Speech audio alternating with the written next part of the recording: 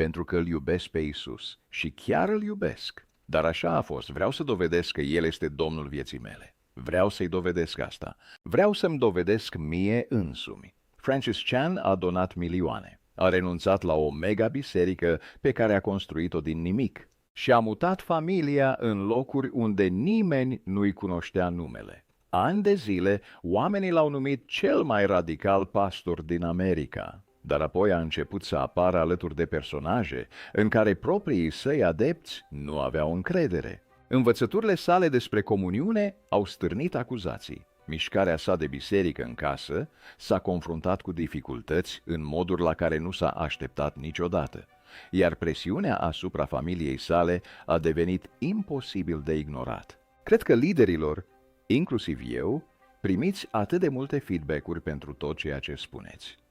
Acum, la 58 de ani, omul care le-a spus tuturor cum să trăiască pentru Dumnezeu se confruntă cu întrebări despre propria cale. Răspunsurile nu sunt cele pe care nimănui le aștepta. Viața lui Francis Chan a început cu o pierdere, chiar înainte ca el să aibă șansa să înțeleagă ce înseamnă pierderea. S-a născut pe 31 august. 1967, într-un mic apartament din cartierul chinezesc din San Francisco. Și în momentul în care a venit pe lume, mama sa a părăsit-o. A sângerat abundent în timpul travaliului și nu și-a revenit niciodată. Iar nou-născutul a plâns lângă un corp care nu l-ar fi putut ține niciodată în brațe. A crescut auzind de ea, dar fără să o vadă cu adevărat, pentru că nu exista nici măcar o singură fotografie cu ea în albumele de familie. Ani de zile a căutat și nu a găsit nimic. Singurele imagini pe care le-a găsit ulterior au fost vechi fotografii ministeriale din Hong Kong, care înfățișau o tânără al cărei chip îi se părea familiar și distant în același timp. Tatăl său a trebuit brusc să crească singur 3 copii mici într-o țară care încă îi se părea străină. Și greutatea acelei responsabilități a transformat casa într-un loc liniștit și apăsător, unde supraviețuirea conta mai mult decât confortul. Francis a crescut întrebându-se cum un Dumnezeu iubitor putea permite ca o viață să înceapă cu un asemenea preț. Nu după mult timp, presiunea a devenit prea mare pentru ca tatăl său să o poată purta singur. Și când Francis era încă un băiețel, a fost trimis peste ocean, în Hong Kong, ca să locuiască cu bunica sa. Mutarea a fost ca și cum ar fi fost aruncat peste noapte într-o altă lume. În loc de străzi americane aglomerate, a găsit camere înguste pline de miros de tămâie și de sunetul rugăciunilor șoptite într-o limbă care îi se părea veche și misterioasă. Bunica lui era profund devotată budismului și umplea casa cu ritualuri care îl derutau. Ardea ofrande de hârtie pentru morți și îl avertiza că spiritele urmăreau tot ce făcea. El a urmat-o în temple unde statuile de aur priveau în tăcere, în timp ce ea se închina și cânta. Noaptea dormea pe o saltea subțire și asculta tobele îndepărtate de festival și trosnetul focului, în timp ce bancnotele ardeau pe străzi. Scrisorile de acasă veneau rare ori, iar distanța se așeza în inima lui ca o singurătate tăcută care nu dispărea niciodată complet. Chiar și după ce s-a întors în America, sunetele și imaginile au rămas cu el, lăsându-l prins între două lumi care păreau că nu se potrivesc niciodată. Chiar când viața începea să pară din nou stabilă, tragedia l-a lovit din nou. Când Francis avea 8 ani, mama sa vitregă a murit într-un accident de mașină violent pe o autostradă din Los Angeles. Familia se reunise abia recent, iar pierderea subită a deschis răni care nu se vindecaseră niciodată. Accidentul s-a produs pe un drum ploios, unde mașina ei a pierdut controlul și s-a izbit de un camion, curmându-i viața în câteva secunde. Francis a mers cu tatăl său la morgă pentru a identifica trupul. Și în timpul acelei călătorii tăcute cu mașina, tatăl său i-a pus un braț în jurul umerilor pentru o scurtă clipă pe care și-o va aminti tot restul vieții. A fost una dintre puținele dăți când a simțit confort fizic din partea bărbatului care îl crescuse. După acea zi, casa a devenit și mai liniștită. Imnurile bisericești umpleau duminicile, în timp ce amintirile umpleau restul săptămânii. Iar Francis și-a ținut sentimentele închise în sinea lui, lăsând furia să se acumuleze în moduri pe care nu le înțelegea. 3 ani mai târziu a venit o altă lovitură care a schimbat totul. La 12 ani de la nașterea sa, tatăl său a murit după o scurtă luptă cu cancerul. Iar ziua, care ar fi trebuit să fie plină de sărbătoare, s-a transformat într-o înmormântare. L-a privit pe bărbatul care odinioară era puternic cum slăbește încetul cu încetul, tușind în nopți nedormite până când i-a dat ultima suflare. Nu era tort și nici lumânări, doar sunetele de spital se stingeau în tăcere. Până la sfârșitul zilei era complet singur, într-un mod pe care puțini copii îl experimentează vreodată. Se mișca printre rude, purtând un amestec de frică și gol pe care nu-l putea explica. Privind în urmă, tiparul părea ireal. Mama lui a murit când s-a născut, mama lui vitregă când avea 8 ani, iar tatăl său când avea 12 ani. Fiecare pierdere i-a răpit încă un strat de siguranță, iar credința a început să se simtă ca o întrebare în loc de un răspuns. Liceul a adus un alt șoc, care l-a împins și mai adânc într-o confuzie. Un unchi, care devenise unul dintre cei mai apropiați adulți din viața lui, a explodat în timpul unei certuri violente acasă și și-a împușcat soția înainte de a-și îndrepta arma împotriva sa. Vestea a ajuns la Francis prin apeluri frenetice, iar când a sosit, casa era înconjurată de banda adezivă a poliției și lumini intermitente. Imaginea sacilor cu cadavre duși a devenit o altă imagine care a refuzat să se estompeze. Până a ajuns la maturitate, moartea îi marcase aproape fiecare etapă a vieții. Fețele care ar fi trebuit să-i formeze familia dispăruseră una câte una, iar liniștea lăsată în urmă părea mai puternică decât orice voce. În tot acest timp, s-a luptat cu întrebări care nu dispăreau. Fotografia lipsa mamei sale a lăsat un gol în memoria sa pe care nimic nu l-a putut umple. Rarele momente de afecțiune din partea tatălui său îi se păreau mici în fața greutății a tot ceea ce se întâmplase. Se trezea adesea singur, cu gânduri care se întorceau mereu la același punct. Dacă lui Dumnezeu îi păsa, de ce viața se prăbușea atât de ușor? Tensiunea dintre cântecele budiste pe care și le amintea și învățăturile creștine pe care le auzea nu făcea decât să adâncească confuzia. Amărăciunea i-a așezat în liniște inima, iar îndoiala a urmat-o imediat. Facultatea a devenit locul unde lucrurile au început în sfârșit să se schimbe. Anii de durere l-au împins spre credință, în loc să se îndepărteze de ea, și și-a dedicat viața lui Isus cu o seriozitate care l-a surprins chiar și pe el. S-a înscris la școala de teologie Talbot din cadrul Universității Biola și a studiat intens, hotărât să înțeleagă adevărul care odinioară părea atât de îndepărtat. După absolvire, a devenit pastor de tineret la o biserică din Chatsworth, iar din exterior totul părea în regulă. Era energic și pasionat și le vorbea adolescenților într-un mod care îi făcea să asculte. Totuși, în interior se simțea divizat. Deși propovăduia despre pocăință și puritate, știa că propria sa viață nu se potrivea întotdeauna cu cuvintele sale. Prăpastia dintre cine era și cine pretindea a fi a devenit treptat insuportabilă, iar greutatea acelui conflict l-a urmărit zi și noapte până când s-a simțit ca un străin în propria piele. În cele din urmă, s-a retras din slujire fără a face un anunț public. Schimbarea a părut bruscă pentru oricine îl cunoștea, dar pentru el se instalase de mult timp și-a găsit de lucru ca ospătar și a renunțat la notițele de la predici pentru notițe de comenzi, învățând numerele meselor în loc de pasaje din Biblie. Rutina liniștită l-a obligat să încetinească ritmul și să se înfrunte cu sinceritate pentru prima dată după ani de zile.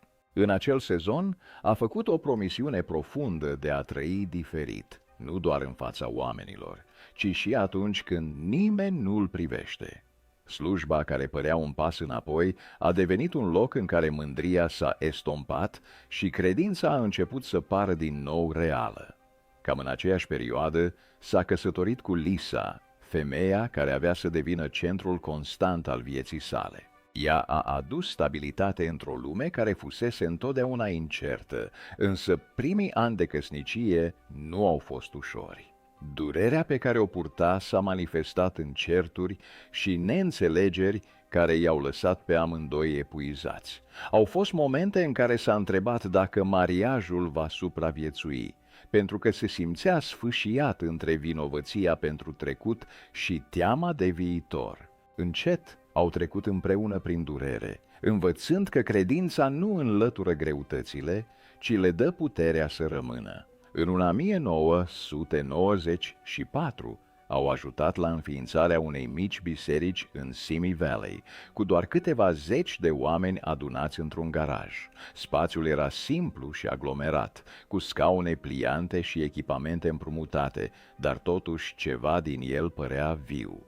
În câteva săptămâni au început să apară tot mai mulți oameni, atrași de mesaje care păreau sincere și directe. Micul grup a crescut rapid, depășind așteptările oricui, iar bărbatul care odinioară servise la mese stătea acum în fața unei mulțimi tot mai mari, vorbind cu convingerea venită din experiență. Oamenii erau atrași de intensitatea acelor prime întâlniri. Adolescenți și tineri s-au înghesuit în garaj, ascultându-l cu atenție, în timp ce vorbea despre eternitate și seriozitatea credinței. Unii au plecat în lacrimi, în timp ce alții au rămas după aceea, punând întrebări pe care nu îndrăzniseră niciodată să le exprime înainte. Familiile nu au fost întotdeauna de acord cu privire la ceea ce auzeau, dar conversațiile au continuat să se extindă, iar biserica a continuat să crească. De-a lungul anilor, mica adunare s-a transformat într-o biserică mare care a umplut o clădire cu peste 1.000 de locuri. Creșterea părea aproape ireală uneori, însă urgența predicii sale nu a dispărut niciodată.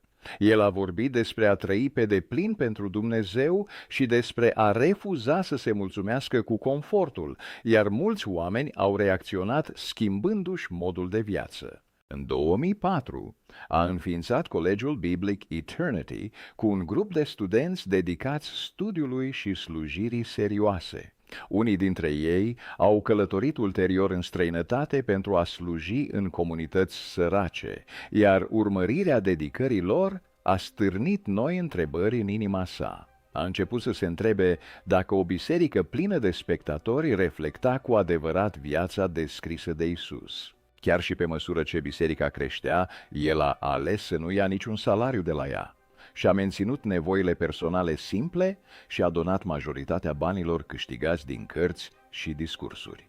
Porțiuni mari mergeau către organizații care salvau victimele traficului de persoane, deoarece credea că banii ar trebui folosiți pentru a schimba vieți reale, mai degrabă decât pentru a crea confort. Acasă, familia lui a continuat să crească până când casa s-a umplut cu 7 copii.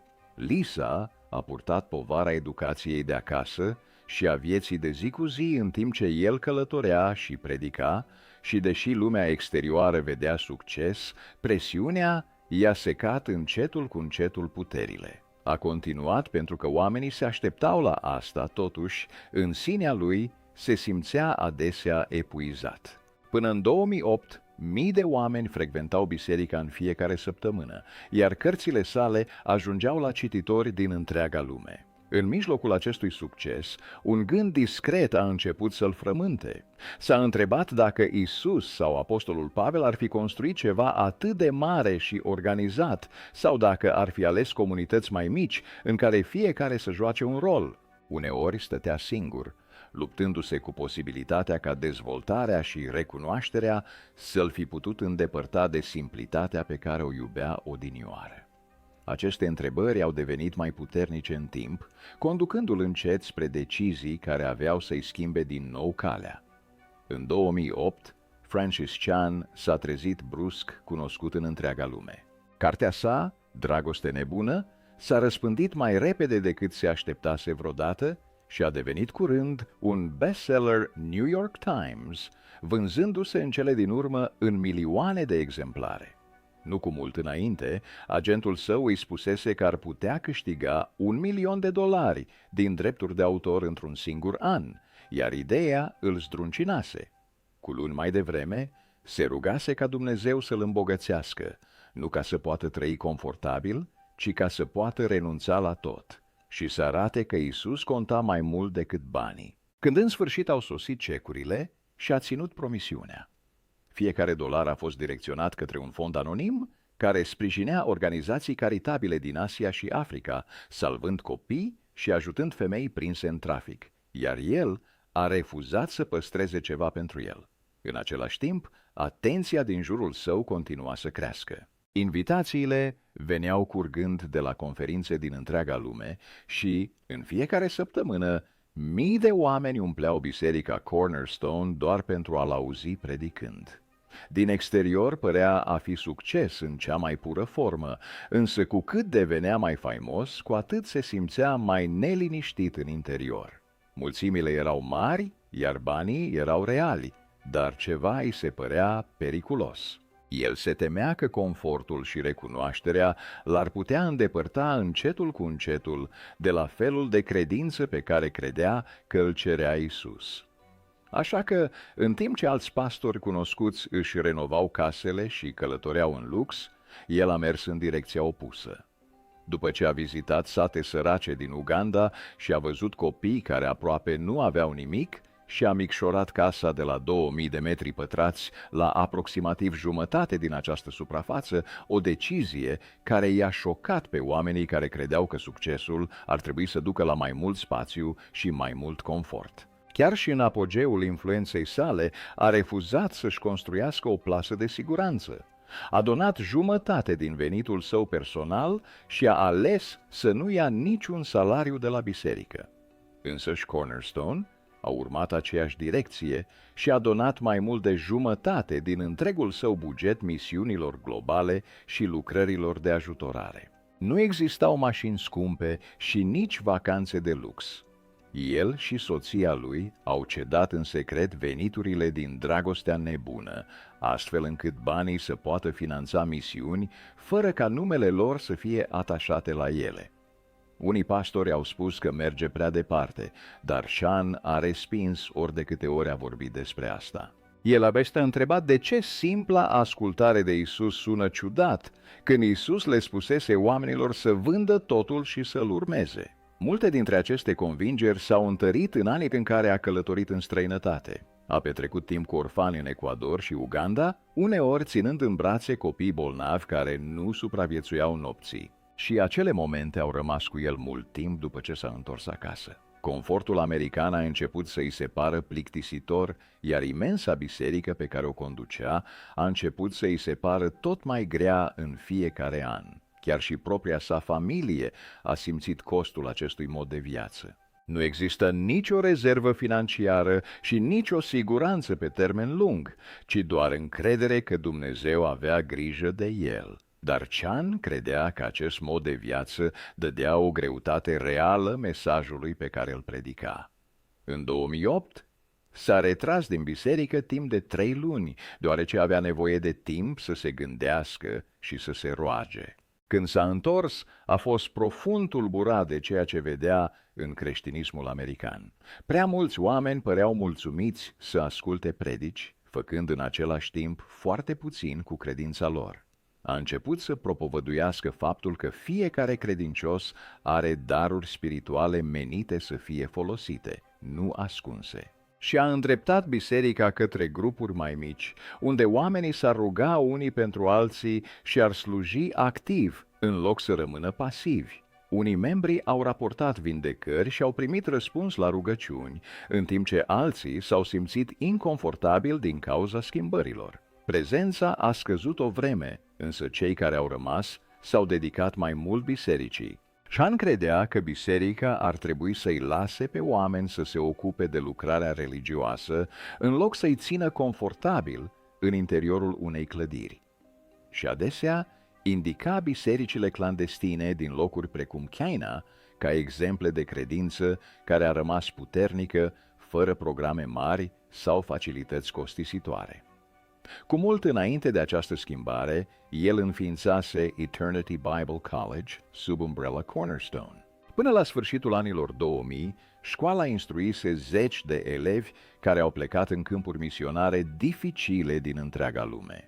Chan i-a vizitat pe unii dintre ei în Ecuador, mergând în sate de munte unde absolvenții i-au botezat pe noi credincioși în râuri și au predicat în ciuda amenințărilor cu violența. I-a văzut înfruntând malaria și pericolul cu un curaj care a trezit ceva adânc în el. În timp ce oamenii lăudau succesul colegiului, Chan recunoștea în privat că uneori invidiază bisericile mici pe care le vizita, locuri unde toată lumea se cunoștea și fiecare persoană juca un rol. Propria sa biserică avea mii de oameni, însă își făcea griji că mulți dintre ei se simțeau anonimi, ca și cum ar fi făcut parte dintr-o mulțime, în loc să fie o familie. Cu cât se gândea mai mult la asta, cu atât se întreba mai mult dacă influența sa crescândă chiar stătea în calea vieții bisericești în care credea. Aceste îndoieli au ieșit în sfârșit la iveală pe 18 aprilie 2010. Stând în fața a mii de oameni la Cornerstone, el a anunțat că se retrage din funcția de pastor. El a spus că este de părere că modelul mega-bisericesc irosește darurile spirituale ale prea multor credincioși, deoarece majoritatea oamenilor vin doar să asculte. Clădirile și programele costă milioane de dolari, însă adunările simple din întreaga lume se dezvoltau fără niciuna dintre acestea. Unii din public plângeau, în timp ce alții stăteau în tăcere, șocați de ceea ce auzeau. Dar Chan era convins că trebuie să urmeze această cale. La scurt timp după aceea și-a vândut casa și s-a mutat într-o viață mai simplă, concentrată pe biserici mici în case din San Francisco. Fără un salariu și fără o platformă largă, a instruit lideri neplătiți pentru a îndruma mici comunități care s-au înmulțit încetul cu încetul. Mutarea a confirmat ceea ce bănuia de mult timp, și anume că credința poate crește profund chiar și fără un nume celebru atașat. Privind în urmă, ascensiunea bisericii Cornerstone fusese remarcabilă. Ceea ce a început în 1994 cu doar 30 de persoane devenise una dintre cele mai mari biserici din Comitatul Ventura, forțând extinderea clădirii în mod repetat, pe măsură ce numărul participanților creștea la mii. Chan s-a conectat de asemenea la mai multe organizații importante, slujind în consilii de administrație și sprijinind proiecte care ofereau hrană familiilor aflate în dificultate și ajutor orfanilor din întreaga lume. Predicile sale, cărțile sale și evenimentele în care a vorbit au creat o arie de influență mult dincolo de biserica locală, iar oamenii au început să-l vadă nu doar ca pe un pastor, ci ca pe o voce globală. Predicile sale aveau o intensitate pe care mulți ascultători nu au uitat-o niciodată. Cu mult înainte ca videoclipurile online să facă predicile celebre, înregistrările mesajelor sale s-au răspândit pe scară largă, deoarece vorbea cu un fel de urgență care punea la îndoială credința confortabilă. El îi confruntă adesea pe creștinii bogați despre ignorarea credincioșilor suferinți din alte părți ale lumii, iar cuvintele sale au stârnit reacții puternice. Mulți au fost inspirați să ofere mai mult și să slujească mai mult. Însă unii critici s-au simțit neliniștiți, spunând că devotamentul adepților săi părea uneori prea concentrat asupra lui. Aceeași pasiune care atrăgea oamenii a ridicat și întrebări cu privire la câtă influență ar trebui să aibă un lider. El dorea ca propria sa viață să reflecte mesajul pe care îl predica, așa că își lua adesea familia în lungi călătorii misionare prin Asia. Călătorea cu 7 copii și o soție, uneori însărcinată, trăind în spații strâmte și mutându-se dintr-un loc în altul în timp ce vizitau biserici și orfelinate. Public, aceste călătorii păreau niște acte îndrăznețe de credință. Totuși, presiunea asupra familiei era reală. Lisa Chan a împărtășit mai târziu cât de epuizant a fost să crească atâția copii, călătorind constant și încercând să îndeplinească așteptări care păreau imposibile. În culise, ea se lupta cu descurajări profunde și momente de disperare, chiar și atunci când părea puternică în public. Contrastul dintre admirata familie a pastorului și presiunea privată pe care o suportau a dezvăluit cât de costisitor devenise stilul lor de viață. Prin toate acestea, decizia lui Chan de a renunța la veniturile din cărți a influențat modul în care oamenii îl percepeau. Faptul, totuși, chiar și în anii de creștere, nu a putut scăpa de sentimentul că ceva nu era în regulă. Săptămână după săptămână a stat în fața a mii de oameni și s-a întrebat câți dintre ei erau cu adevărat implicați în lucrare. Scriptura descria o biserică în care fiecare persoană slujea, dar într-un auditoriu aglomerat, majoritatea oamenilor pur și simplu ascultau și se întorceau acasă. Această tensiune l-a împins spre schimbări care au dus în cele din urmă la demisia sa și la un nou mod de a face parte din biserică. Ani mai târziu, noi controverse l-au înconjurat. În 2019 a vorbit la un eveniment amplu, unde a împărțit scena cu lideri carismatici cunoscuți precum Benny Hinn, Todd White și Bill Johnson. Fotografiile cu el, salutându-i cu căldură, s-au răspândit rapid, iar criticii l-au acuzat că susține învățături pe care le respinsese cândva. Unii lideri au avertizat că dă credibilitate unor oameni pe care îi considerau profesori periculoși. Chan a răspuns spunând că primește sute de invitații în fiecare an și că vorbește adesea în locuri unde spera să ajungă la oameni care rareori aud învățături clare. El a recunoscut că nu cercetase cu atenție fiecare vorbitor și a promis că va cere mai multă îndrumare de la bătrâni de încredere în viitor, dar a refuzat să se retragă complet. Dezbaterea i-a divizat pe mulți care îl admiraseră cândva, unii apărându-i concentrarea asupra misiunii sale, în timp ce alții au simțit că judecata sa devenise neglijentă. În același an, a împărtășit o întâmplare dintr-un sat asiatic îndepărtat, unde a spus că s-a rugat pentru oamenii bolnavi și i-a văzut însănătoșindu-se imediat. Povestea a stârnit entuziasm printre susținătorii care credeau că miracolele se mai întâmplă, dar scepticii au pus la îndoială lipsa dovezilor și s-au îngrijorat că acesta alunecă în exagerare. Pentru Chan, experiența i-a confirmat convingerea că darurile spirituale sunt încă active, însă reacția a arătat cât de mult începuseră să se divizeze opiniile despre el. La începutul anului 2020, el a stârnit un alt val de discuții când a predicat despre comuniune și a spus că a ajuns să creadă că Hristos era cu adevărat prezent în pâine și vin într-un mod mai profund decât înțelegea el odinioară. El a explicat că studierea scrierilor creștine timpurii i-a pus la îndoială opiniile anterioare și l-a determinat să regândească semnificația cinei Domnului. Unii ascultători au salutat accentul pus pe unitate și respect, în timp ce alții se temeau că se îndreaptă spre învățătura catolică. S-au răspândit zvonuri că s-ar putea converti în cele din urmă, deși a continuat să se descrie drept protestant. Conversația nu a făcut decât să amplifice sentimentul că această călătorie lua întorsături neașteptate. Într-o duminică dimineață din aprilie 2010, aproximativ 5.000 de oameni au umplut locurile de la biserica comunitară Cornerstone din Simi Valley, așteptând același mesaj pasionat pe care l-auziseră ani de zile de la Francis Chan. La început, încăperea părea normală. Familiile stăteau împreună, prietenii vorbeau în liniște și toată lumea aștepta începerea predicii. Apoi Chan s-a dus în față și a spus ceva la care nimeni nu se aștepta.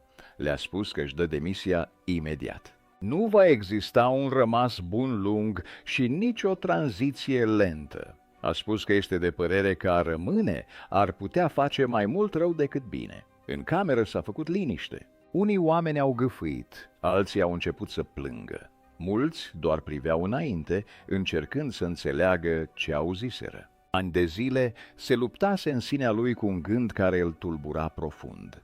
Odată a recunoscut că se întreba dacă apostolul Pavel sau chiar Isus însuși ar fi plantat o biserică în Valea Simii, propria lui biserică ar putea ajunge să fie mai mare. Această idee l-a zdruncinat. Nu a vrut niciodată ca oamenii să se adune în jurul numelui său.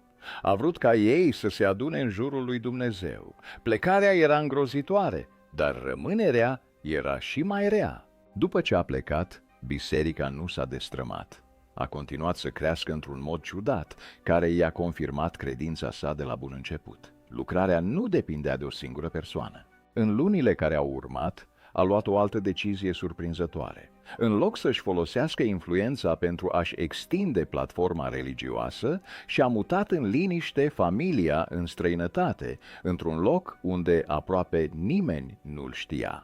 A renunțat la viața confortabilă pe care și-o construise în sudul Californiei și a lăsat în urmă recunoașterea pe care majoritatea pastorilor își petrec viața încercând să o obțină. Prietenii i-au spus că face o greșeală. Unii au spus că aruncă totul, dar cu cât primea mai multă atenție, cu atât se simțea mai neliniștit. Luminile reflectoarelor se îndreptau mereu spre el, în loc să se îndrepte spre Isus, iar viața departe de faimă îi se părea mai apropiată de genul de viață despre care citea în Scriptură. În cele din urmă, s-a întors în Statele Unite și a început mici întâlniri în San Francisco, care mai târziu au devenit cunoscute sub numele de We Are Church. Aceste întâlniri nu aveau loc în clădiri mari sau în auditorii. Se întâmplau în sufragerii. Oamenii stăteau aproape unii de alții și mâncau împreună. Vorbeau față în față în loc să se uite la o scenă. Se aștepta ca toată lumea să participe. Cineva putea preda, altcineva se putea ruga, o altă persoană putea cânta, alții găteau sau serveau. Întâlnirile păreau simple și uneori inconfortabile, dar îi se păreau reale într-un mod în care slujbele mari nu au fost niciodată reale. El a recunoscut că acest tip de viață bisericească poate fi haotic. Când oamenii stau aproape unii de alții, apar neînțelegeri. Sentimentele sunt rănite și apar conflicte. Unii oameni au plecat pentru că apropierea părea prea solicitantă. Totuși, el credea că acest tip de luptă semăna mai mult cu biserica primară decât ar putea vreodată să semăne niște slujbe rafinate. Voia să arate că o mișcare reală nu avea nevoie de un lider faimos sau de un buget mare. El credea că credința poate crește în cămine obișnuite, unde oamenii se cunoșteau cu adevărat. Câțiva ani mai târziu, i-a surprins din nou pe oameni alăturându-se bătrânilor unei biserici mai mari numite Abundant Life Christian Fellowship. Mulți dintre cei care i-au urmărit lucrarea se așteptau ca el să stea departe de bisericile tradiționale, așa că decizia sa a stârnit semne de întrebare. Nu s-a dus acolo pentru a construi o platformă mai mare. Voia să vadă dacă o biserică structurată putea încă să trăiască valorile care îi țineau. La început a apreciat șansa de a sluji într-un cadru diferit. Totuși, în timp, a observat că tiparele familiare au revenit. Mulți oameni veneau o dată pe săptămână, dar rămâneau distanți unii de alții. Ascultau și plecau fără o conexiune profundă sau responsabilitate. După câțiva ani, a demisionat în liniște. Nu a existat niciun conflict public. Pur și simplu s-a simțit atras înapoi către o modalitate mai simplă de a face slujba bisericească. Experiența l-a convins că nu doar urmărea o idee. El căuta cu sinceritate genul de comunitate care producea iubire și ascultare adevărate. Alegerile sale au influențat mai mult decât programul său. I-au schimbat complet stilul de viață. După ce a părăsit Cornerstone, a donat părți mari din economiile sale, inclusiv sute de mii de dolari din drepturi de autor pentru cărți. A refuzat să primească un salariu din noua rețea de biserici și a ales un mod de viață mult mai simplu. În loc de case mai mari și confort sporit, familia sa s-a stabilit în spații mai mici, cu mai puțin lux. În timp ce mulți pastori și-au construit o imagine publică puternică, el a evitat pe cât posibil interviurile și aparițiile la televizor. Oamenii se așteptau ca influența sa să se estompeze odată ce platforma mega-bisericii a dispărut, însă s-a întâmplat exact opusul. Micile adunări s-au înmulțit încetul cu încetul și au început să apară noi lideri. Până în 2020, rețeaua se răspândise în diferite locații. Munca a continuat chiar și fără faima care îl înconjura odinioară, iar această creștere liniștită i-a întărit convingerea că lucrarea nu avea nevoie de popularitate pentru a supraviețui. Punctul de cotitură din spatele tuturor acestor decizii a rămas profund personal. Ulterior, el a împărtășit că cel mai înfricoșător moment nu a fost să stea în fața a mii de oameni și să demisioneze. A fost momentul în care și-a dat seama cât de mult îi place să fie admirat. Mulțimile s-au adunat să-l audă vorbind, iar numele său a apărut pe coperțile cărților și pe afișele evenimentelor. La început, el a crezut că succesul însemna că lucrarea era sănătoasă, dar în cele din urmă a văzut altceva de desubt. Oamenii au venit să-l asculte, însă mulți nu și-au schimbat viața. Atenția a continuat să crească, în timp ce adevăratul ucenicism a rămas superficial, iar odată ce a văzut acel tipar, nu l-a mai putut ignora. Știa că, dacă rămânea, ciclul avea să continue. Aveau să vină și mai multe mulțimi, aveau să urmeze și mai multe laude. În același timp, distanța dintre mesaj și viața de zi cu zi s-ar putea mări. Plecarea l-a obligat să-și reconstruiască identitatea de la zero, nu ca pastor faimos, ci pur și simplu ca un urmaș al lui Isus, care încerca să trăiască cinstit. După ce s-a retras din lumea mega-bisericii, nu s-a retras discret. În schimb, a intrat într-un nou sezon care i-a surprins chiar și pe susținătorii lor de multă vreme. În jurul anului 2020, s-a retras din rețeaua pe care și-o construise și a început să călătorească din nou, vorbind în adunări mai mici și concentrându-se pe avertismente urgente cu privire la starea bisericii. Mesajele sale au devenit mai serioase și mai directe. A vorbit despre confort și despre credința consumatorului și a avertizat că mulți credincioși se îndepărtează încetul cu încetul de ucenicia autentică. Pentru cineva care odinioară umplea săli mari cu mii de ascultători, această nouă cale părea foarte diferită. Adesea alegea întâlniri mici, în care conversațiile păreau personale în loc să fie publice. Când a vorbit pentru prima dată despre bisericile de casă, cu ani în urmă, ideea suna frumos și aproape perfect. Grupurile mici care se întâlneau în case promiteau relații strânse și responsabilitate comună. El credea că această abordare ar putea rezolva problema distanței pe care o vedea în bisericile mari, unde oamenii ascultau politicos și apoi se întorceau acasă fără o conexiune reală. Viziunea i-a amintit de credincioșii clandestini din alte părți ale lumii care se adunau în liniște și depindeau unii de alții. Realitatea s-a dovedit a fi mai dură decât viziunea. Mai târziu, a recunoscut că fusese prea idealist.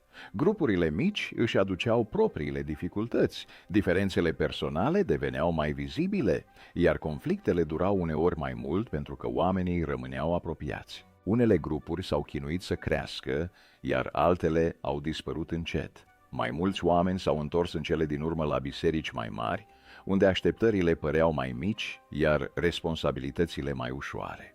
Totuși, chiar și cu aceste dezamăgiri, el a găsit un fel de pace care îi lipsise în anii de succes public. Presiunea de a impresiona mulțimile și de a menține o imagine puternică a început să se diminueze.